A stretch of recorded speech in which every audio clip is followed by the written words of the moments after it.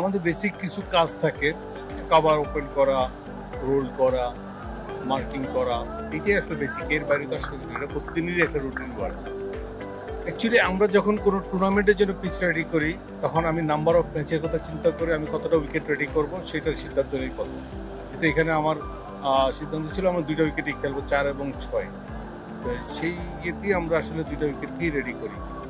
দেখুন, আমাদের এই পিচ প্রিপারেশন একটা বেসিক জিনিস আছে, ডিপেন্ড করে আমি আসলে কোন টুর্নামেন্ট মানে কোন ধরনের খেলার জন্য পিচ রেডি করি। T20, 50 ওভার ম্যাচ আর টেস্ট ম্যাচ।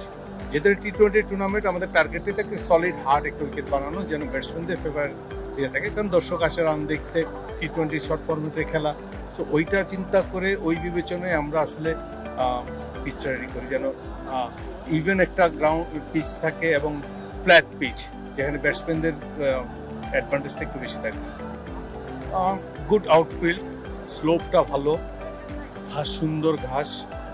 আর শিশিরের যে কথাটা বললেন সেটার জন্য আমরা ডিউ একটা স্প্রে দিই। আপনি খেয়াল করবেন যে আমরা সেকেন্ড হাফ ম্যাচের শুরুতে যখন ডিউ পড়া শুরু করে, তখন আমরা একটা ডিউ স্প্রে দিই, যেটা আমাদেরকে ডিউটাকে কভার করার জন্য খুব হেল্প করে।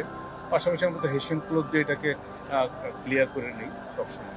আমাদের এটা খুব বিজি গ্রাউন্ড। আমাদের খুব রিসেন্টলি অনেকগুলো ম্যাচ হয়েছে এখানে, NCL T20, তার আগে ছিল মেয়েদের একটা ট্যুর ছিল আয়ারল্যান্ডে।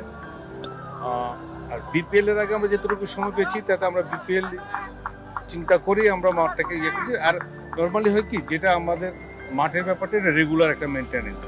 আপনি নট অনলি টুর্নামেন্ট, যে কোনো সময় আসলে দেখবেন যে মাঠটা গ্রিন একটা গ্রাউন্ড, বিকজ আমরা রাউন্ড দ্য ইয়ার এটার একটা প্র্যাকটিস থাকে, আমাদের মেনটেন্স ইয়ার থাকে রাউন্ড দ্য ইয়ার। আমি অ্যাজ এ কিউরেটর হিসেবে আমি তো টেকনিক্যাল সাইডগুলো দেখি, বেসিক্যালি কাজগুলো ওরাই করে। They are doing very hard job. এবং আমার খুব ভালো লাগে যে স্পেশালি আমাদের সব গ্রাউন্ডসম্যানই ভালো কাজ করে, বাট আমি সিলেটে দেখলাম যে প্রয়োজনের তুলনায় আমার খুব কম গ্রাউন্ডসম্যান এখানে ছিল, আরও অনেক গ্রাউন্ডসম্যান দরকার ছিল, বাট তারা আসলে ওইটাকে কভার করেছে এবং তারা really doing very hard job.